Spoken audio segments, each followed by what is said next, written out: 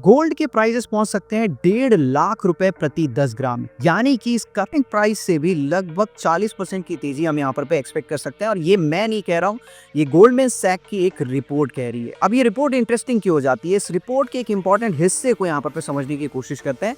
अगर हम बात करें यूएस ट्रेजरी मार्केट की, जो कि लगभग 28 ट्रिलियन डॉलर का मार्केट है, और इस 28 ट्रिलियन डॉलर के मार्केट में 30% जो इन्वेस्टर हैं वो दुनिया के कई सारे देश हैं, जिसमें हमारा देश भारत भी है।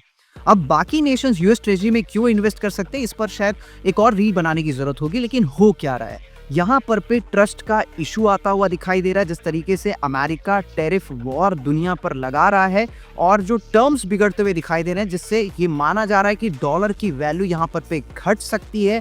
डी डॉलराइजेशन की मुहिम तेज हो चुकी है। और जब हमने एक और चीज देखी कि जैसे ही रशिया ने यूक्रेन पर वॉर शुरू किया था, अमेरिका ने रशिया के कई सारे एसेट्स को फ्रीज कर दिया था, और लगभग 300 बिलियन डॉलर के आसपास के एसेट्स रशिया के अभी भी फ्रीज्ड ही हैं।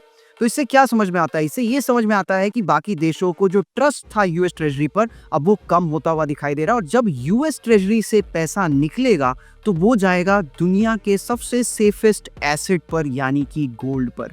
अब थोड़ा सा मैथमेटिकल कैलकुलेशन कर लेते हैं। 28 ट्रिलियन का ये टोटल मार्केट, जिसमें से केवल अगर 1% भी पैसा बाहर निकलता है, यानी कि 218 billion dollars worth of money, तो इससे आप लगभग 2 से 4,000 ton, depending upon the price, आप गोल्ड खरीद सकते हैं।